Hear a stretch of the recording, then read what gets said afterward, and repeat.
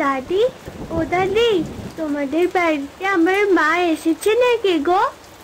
ওই দেখ, যখন ইলিশ মাছ ভাজার ঘ্রাণ পেয়েছে অমনি আবার বাড়িতে চলে এসেছে। আমি কি বুঝি না ভেবেছিস? কি বলছো গো দাদি? আমি তো কিছুই বুঝতে পারছি না। আমি তো আমার মাকে খুঁজতে এসেছি। তোর মাকে খুঁজতে এসেছিস? তোর মা এখানে আসেনি, যা তো এখন যা, আমাদের বিরক্ত করিস না। এভাবে কথা বলছো কেন তোমরা? আমি কি কোনো অন্যায় করেছি? না, কোনো অন্যায় করিসনি। দেখতে পাচ্ছিস না আমরা এখন খাচ্ছি? যা তো। তোমরা কি খাচ্ছ গো? আমরা পান্তা ভাত আর ইলিশ মাছ ভাজা খাচ্ছি, এখন যা তো। আমি কি তোমাদের কাছে খেতে চেয়েছি? তোমরা আমার সাথে এমন করছো কেন? আমি তো আমার মাকে ডাকতে এসেছিলাম। কি যন্ত্রণায় পড়লাম বলতো। এখন এই বাচ্চা মেয়েটার কান্নাকাটি সামলাতে হবে। এই ফাতেমা, এখান থেকে যা তো।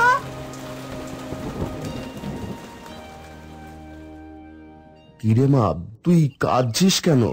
আর কোথায় বা গিয়েছিলি? আমরা তো তোকে খুঁজছিলাম।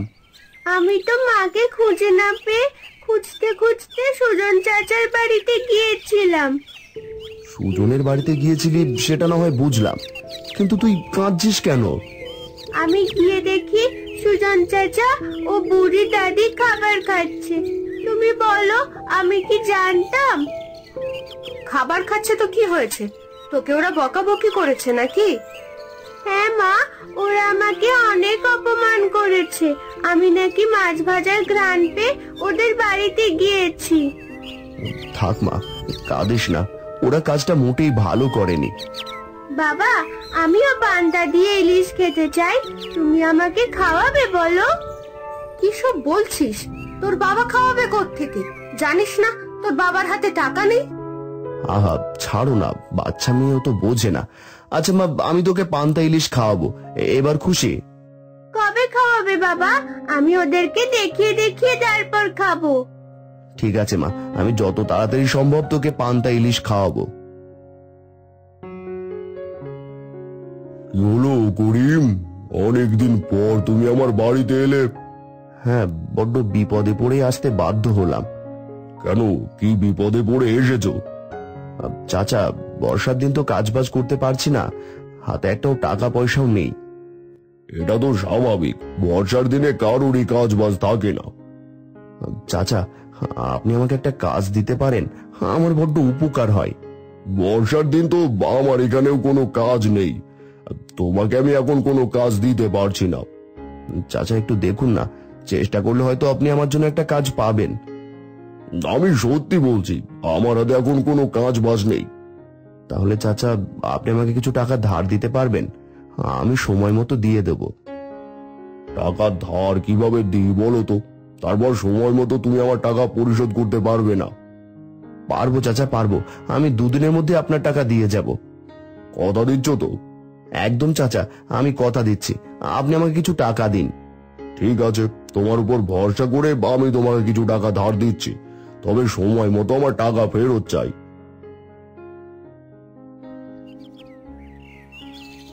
কি হলো ভাই, আমাকে এড়িয়ে যাচ্ছ কেন? কি হয়েছে কি? না না, তোকে এড়িয়ে যাব কেন? কিছুই হয়নি। তা কোথায় গিয়েছিলে? মহাজনের কাছে নাকি? হ্যাঁ, মহাজনের কাছে গিয়েছিলাম একটা কাজের খোঁজে। তা কাজ পেয়েছো? না, কাজ পাইনি। এই বর্ষার দিনে কাজ বাজ পাবে না, বুঝলে তো। হ্যাঁ, সেটা তো আমি জানি, তবু একবার চেষ্টা করলাম। মেয়েটা পান্তা ইলিশ খেতে চেয়েছে। তোমাদের আবার পান্তা ইলিশ? তোমাদের তো পান্তা দিয়ে কাঁচা মুড়ি জুটে না। এভাবে বলছিস কেন? কিভাবে আর বলবো, যা সত্যি তাই তো বললাম। এখন মেয়েটাকে খাওয়াবে কিভাবে? মহাজনের কাছ থেকে কিছু পয়সা ধার এনেছি, তাই দিয়ে মেয়েটা শখ পূরণ করব। টাকা ধারে নিয়ে শখ পূরণ করা হচ্ছে? বাবা গো বাবা! এভাবে বলছিস কেন? বাচ্চা মেয়ে খেতে চেয়েছে, ও আর কি বোঝে এসব কিছু? না বুঝলে বুঝাও বুঝাও, এখনো সময় আছে, বুঝলে। ঠিক আছে, সেটা আমারটা আমি বুঝে নেব, তোকে এত বলতে হবে না। তুই এখন যা তো।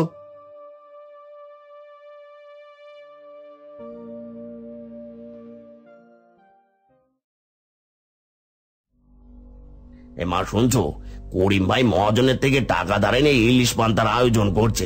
কি বলছিস তুই? শেষমেশ টাকা ধার করে এনে তারপর পান্তা ইলিশ খাচ্ছে? হ্যাঁ গো হ্যাঁ, ওই যে আমরা কালকে ফতেমাকে বকাবকি করেছি সেই জন্যই আর কি। মানুষের শখ দেখে আর বাঁচি না। মহাজনের থেকে টাকা এনেছে পান্তা ইলিশ খেতে। সেই সব কথা বাদ দাও, কথা হচ্ছে এখন যদি ওরা ইলিশ পান্তা খায়, ওদের জ্বালায় তো আমরা এখানে টিকতেই পারবো না।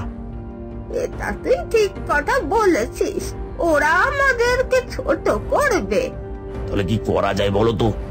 একটা কাজ কর, তুই চুপি চুপি গিয়ে করিমের টাকা সব চুরি করে নিয়ে আয়। কি বলছো কি মা তুমি? যদি ধরা পড়ে যায় তাহলে? আরে ধরা পড়বে কিভাবে? খুব সতর্ক হয়ে যাবি আর আসবি। ঠিক আছে মা, তাহলে তাই করব। আমি যেভাবেই হোক না কেন করিম ভাইদের পান্তা ইলিশ খেতে দেব না। তাহলে এখন আর দেরি করিস না, যা।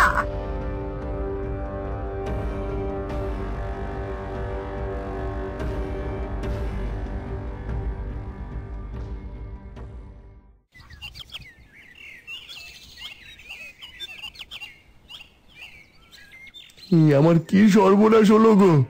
আমার এতগুলো টাকা চুরি হয়ে গেল, এখন আবার কি হবে গো? কি হলো কি? তুমি এভাবে সকাল সকাল কান্নাকাটি করছো কেন? কি হয়েছে? আরে বউ, টাকার পুটলিটা খুঁজে পাচ্ছি না, কারা যেন চুরি করে নিয়ে গেছে আমার। আমার কি সর্বনাশ হলো! কি বলছো তুমি এসব? এতগুলো টাকা কে চুরি করে নেবে? জানি না তো এখন কি হবে আমাদের। মেয়েটার শখ পূরণ করব কি করে?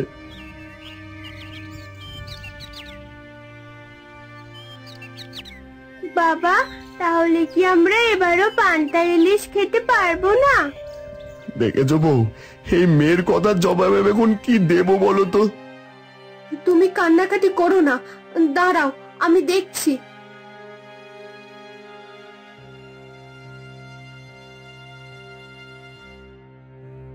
এইসব কি বউ? যাও, এই কানের দুল দুটো বিক্রি করে সেই টাকা দিয়ে একটা মাছ ধরার জাল কেনো। তুমি পাগল হয়ে গেলে নাকি?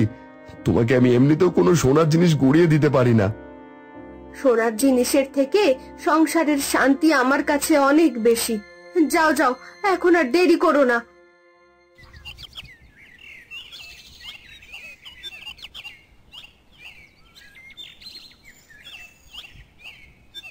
বউ, তোমাকে বারবার বলেছিলাম তোমাকে আসতে হবে না, আমি একাই মাছ ধরতে পারবো। কেন, আমি এসেছি তাতে অন্যায় হয়ে গেল নাকি? অন্যায় হবে কেন? তুমি যে মাছ ধরতে এসেছো এটা গ্রামের লোক দেখলে কি ভাববে বলো তো? যা ভাবার ভাবুক, আমরা যখন বিপদে পড়েছি তখন তো কেউ দেখতে আসেনি। ওসব ভাবলে তো আর চলবে না। চলবে চলবে, তুমি একা মাছ ধরতে পারবে না, একজন তো দরকার ছিল সাথে নাকি? তাই বলে তুমি চলে আসবে? আমি ছাড়া তোমাকে এত ভালোভাবে সাহায্য কে করতো শুনি? হ্যাঁ, তা অবশ্য কেউ করতো না, করলেও বিনিময়ে পয়সা চাইতো। তাহলে তোমার ভালো লাভ হলো না? তুমি আবার আমাকে বকাবকি করছো। ঠিক আছে ঠিক আছে, এখন মাছ ধরতে দাও। ধরো ধরো, মন দিয়ে মাছ ধরো, এই মাছের টাকায় কিন্তু মহাজনকে দিতে হবে। কিন্তু এই কয়টা টাকায় তো কিছুই হবে না। আরো দুদিন মাছ ধরে টাকা জমিয়ে তারপর মহাজনকে দেব। ঠিক আছে।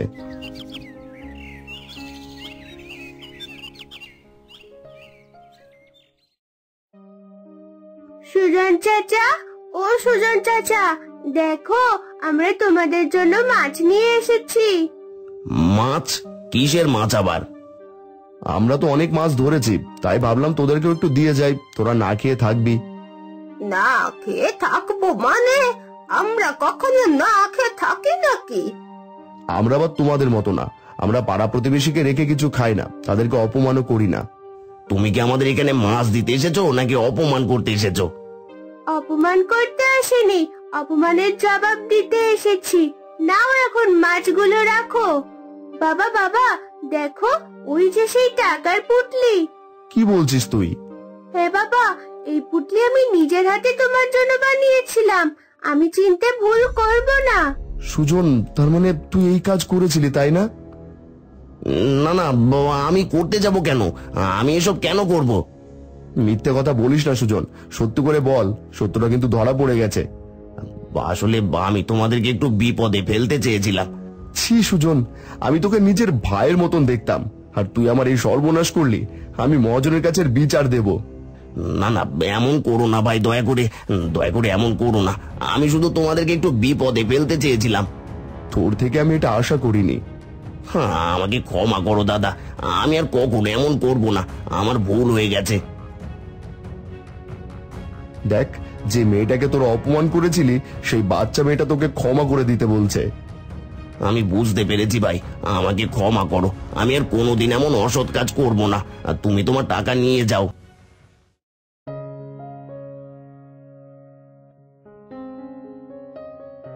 কি করি, এত রাতে আমার বাড়িতে এসেছো? কোনো বিশেষ খবর আছে নাকি? আপনি ভুলে গেছেন চাচা, আমি আপনার থেকে টাকা নিয়েছিলাম না, সেই টাকা ফেরত দিতে এসেছি। এত তাড়াতাড়ি টাকা ফেরত দিয়ে দিচ্ছ? হ্যাঁ চাচা, আরো আগেই দিতে পারতাম, মাঝখানে একটু ঝামেলা হয়ে গেল তাই আর কি। ঠিক আছে, সমস্যা নেই, তোমার উপর আমি অনেক খুশি হলাম, বুঝলে তো? হ্যাঁ চাচা, বুঝেছি, আপনার নেমন্তন্ন রইল। নেমন্তন্ন? কিসের নেমন্তন্ন আবার? আমরা গরিব মানুষ, কিসের নেমন্তন্ন দেব বলুন তো? আহা, বলোই না কিসের নেমন্তন্ন। চাচা, আমি নদী থেকে ইলিশ মাছ ধরেছি, টাটকা ইলিশ মাছ। আগামীকাল সকালে আপনাকে পান্তা ইলিশের নিমন্ত্রণ রইল। আমরা তো অহরহ এসব খাবার খাই, আমাকে নেমন্তন্ন দিতে হবে না, তোমরা পরিবার নিয়ে খাও তাহলেই হবে। না, আপনাকে আসতেই হবে। ঠিক আছে, আমি আসার চেষ্টা করব। চেষ্টা করলে হবে না, আমরা আপনার অপেক্ষায় থাকবো, আপনি আমাদের অনেক সাহায্য করেছেন। আচ্ছা বেশ, তোমাদের খুশি করার জন্য হলেও আমি যাব।